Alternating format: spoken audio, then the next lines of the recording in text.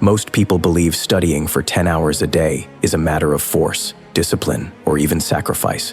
But what if the real secret lies somewhere far deeper, hidden in the way you understand your own mind and energy?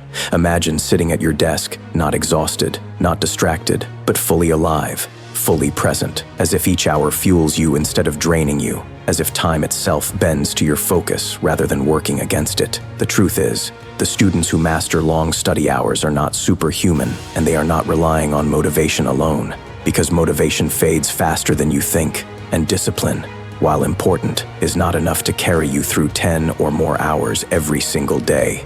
What they understand is something subtle yet powerful. Energy is not just something you have.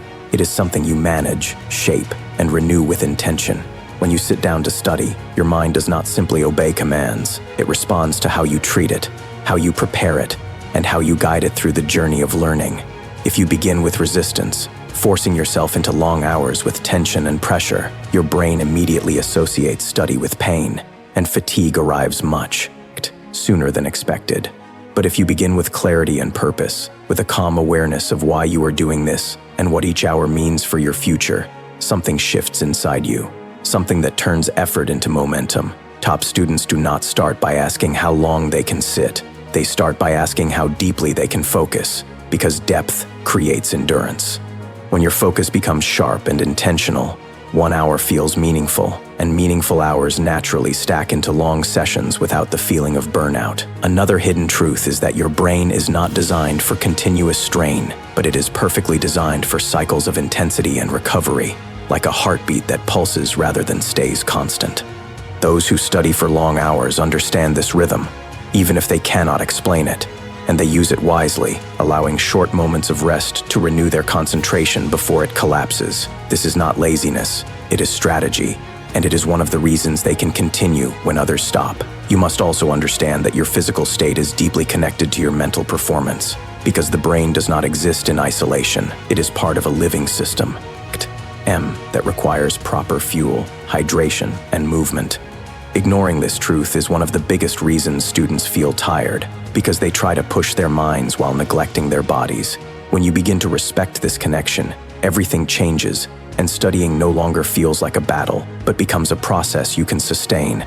The journey to studying 10 or more hours a day does not begin with time. It begins with awareness, and once you understand this, you realize that endurance is not something you chase. It is something you build, step by step, thought by thought, until long hours no longer feel impossible, but become your new normal.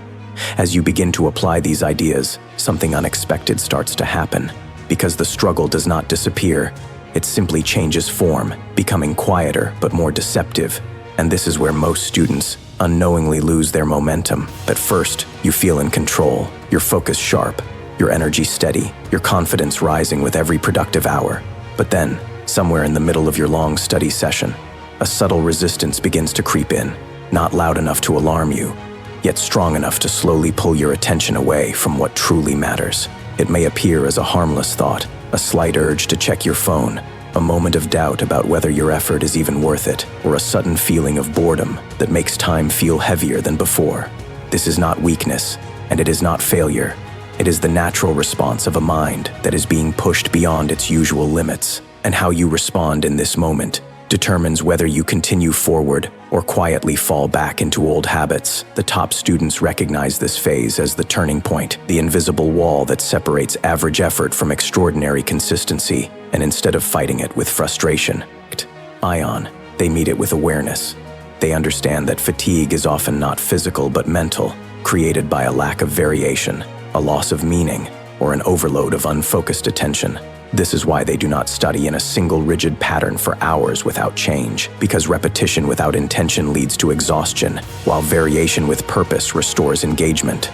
They shift subjects, adjust their study methods, or briefly step away to reset their focus, not as an escape, but as a deliberate strategy to maintain clarity. There is also a deeper layer to this struggle, one that many ignore.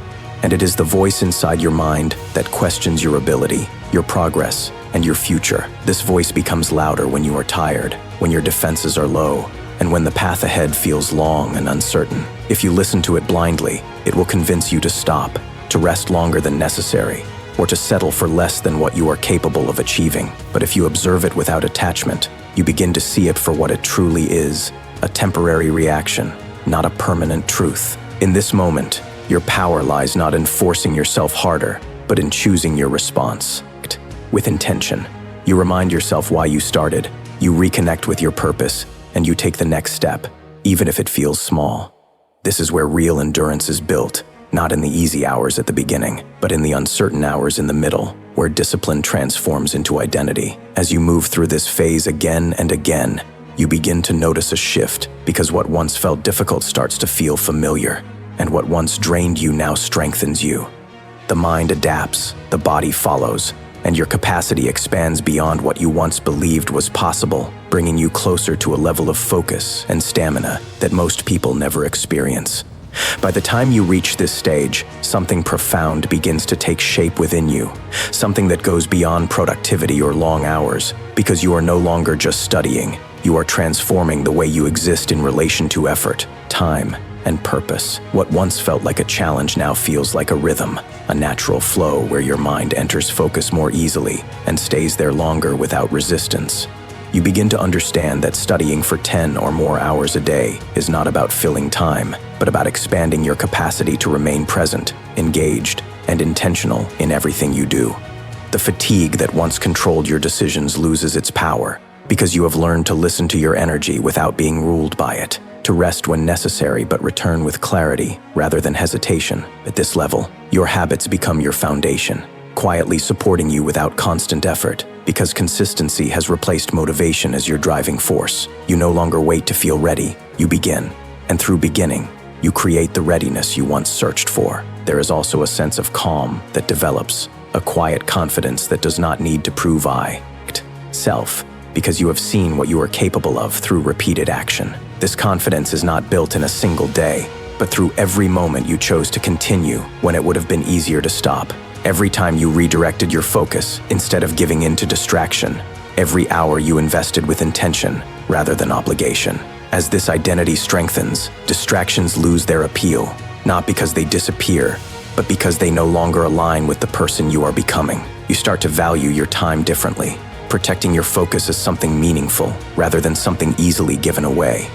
Your environment begins to reflect this change, becoming more organized, more supportive, and more aligned with your goals, because you understand that your surroundings influence your state of mind more than you once realized. Even your breaks become more intentional, not as escapes from work, but as tools to restore your energy and sharpen your attention for what comes next. This balance between effort and recovery becomes second nature, allowing you to sustain long hours without the burnout that once seemed inevitable. And perhaps the most important realization of all is this: the ability to study for long hours is not the ultimate goal. It is simply a byproduct of becoming someone who can direct their mind with clarity and purpose. This realization frees you from the pressure of counting hours, because you begin to measure your progress by the depth of your focus and the quality of your understanding.